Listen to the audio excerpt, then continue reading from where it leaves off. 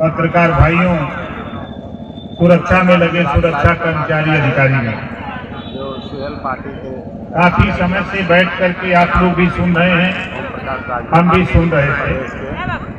हम इधर साथियों से कहूँगा जरा इधर आ जाओ, सामने आओ जरा, हम चेहरे से बात करें आपकी, और पीछे हो जाओ। जिंदाबाद जिंदाबाद, भारतीय समाज पार्टी जिंदाबाद, भारतीय समाज पार्टी जिंदाबाद, भारतीय समाज पार्टी जिंदाबाद। जय सुहेल देव, जय सुहेल देव, जय सुहेल देव।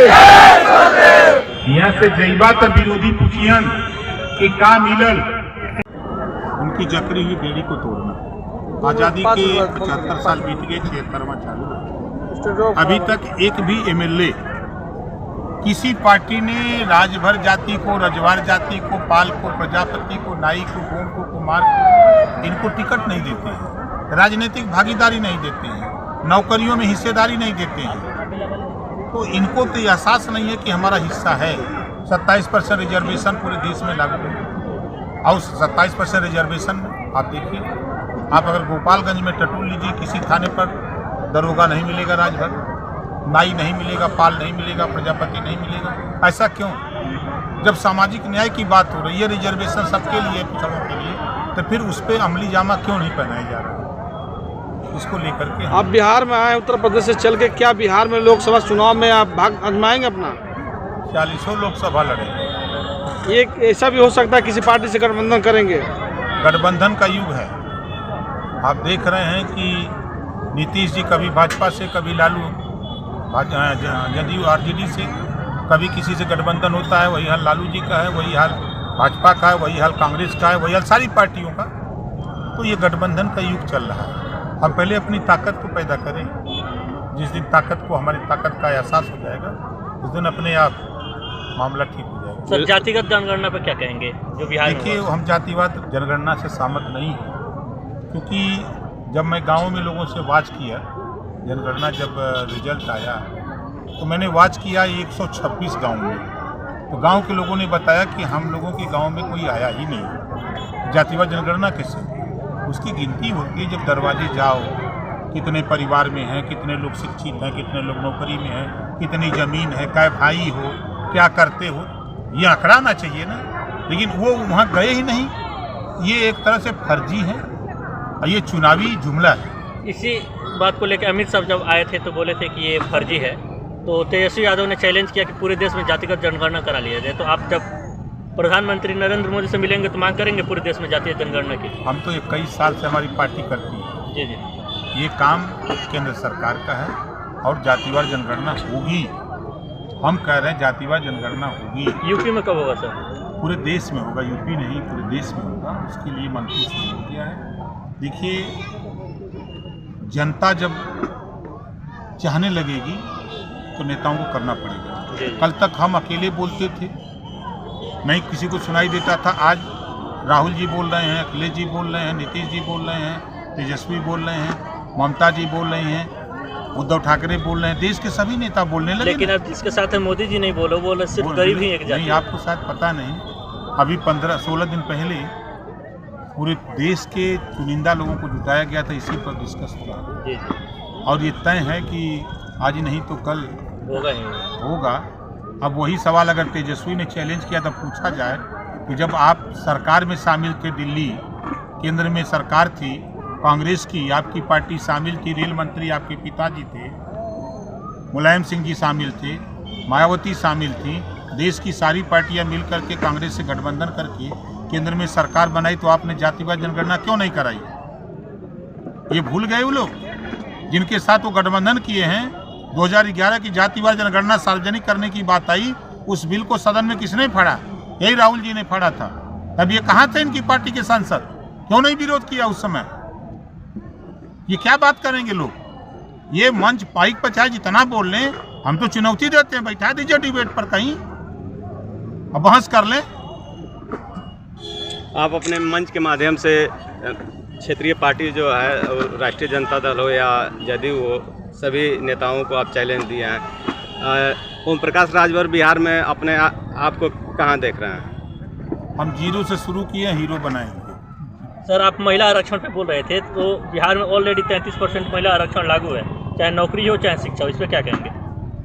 कहाँ लागू? बिहार में हर सरकारी पंचायत चुनाव में लागू नहीं, सरकारी नौकरी में भी लागू है। नहीं लागू।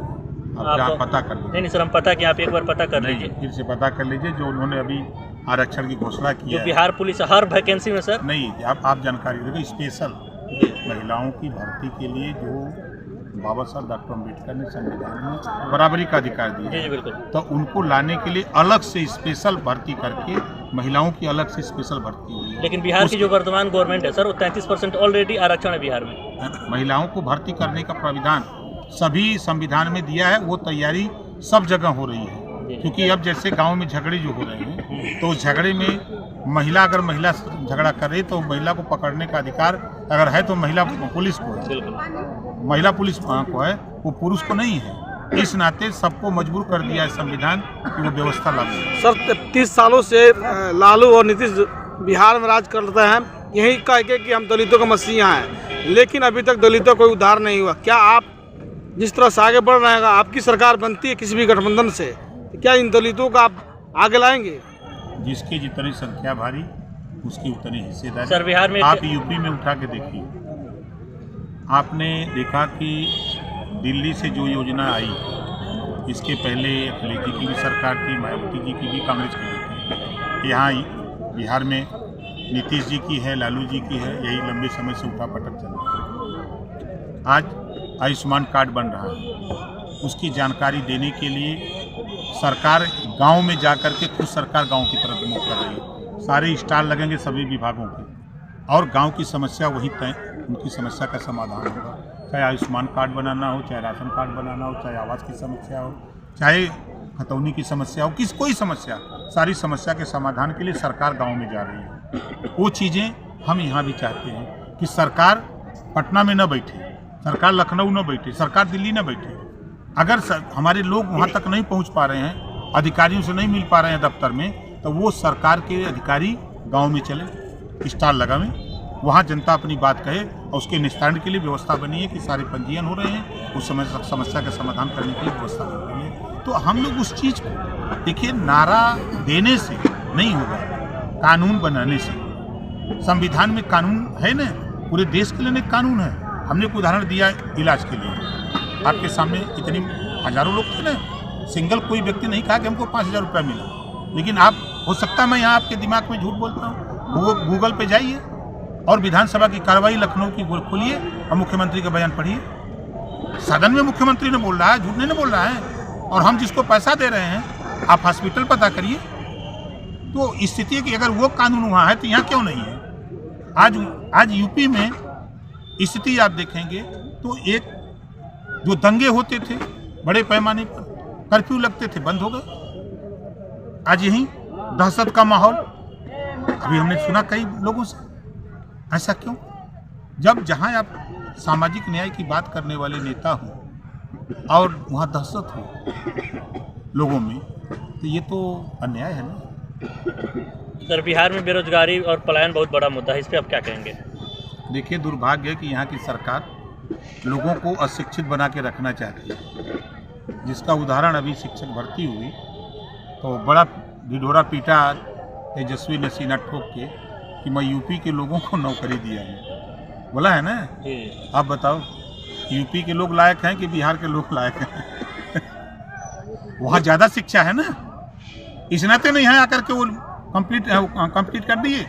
यहाँ जो है वो योग्य घोषित हो गए। आपने यहाँ अगर दिया होता, आप बताओ, यूपी में भर्ती हो रही है और बिहार का एक नौजवान वहाँ भर्ती हो जाए, मेरिट वहाँ ना हासिल कर रहे हैं, आप यहाँ शिक्षित क्यों बना के रखे हो?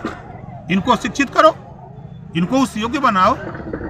सरकार की मंशा, संविधान में बाबा साहब डॉक्टर अम्बेडकर जी ने तो यही व्यवस्था दिया कि हर 10 साल पे समीक्षा करो कि जो जातियां पिछड़ गई हैं उनको व्यवस्था सरकार दे के ऊपर उठा ले।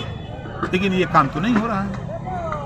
भारतीय समाज पार्टी नेता बनाना चाह रहे हैं, IAS IPS नहीं बनाना चाहती है। नहीं, नेता बनेगा तभी ना उसे ले जाएगा। जिसको खुद नहीं पता है कि आज भी आप सर्वे करा लीजिए, 95% गरीब कमज़ोर के माँ बाप को ये नहीं जानकारी है कि हम बच्चे को इंजीनियर बनाना चाहते तो कौन सा विषय पढ़ाएंगे।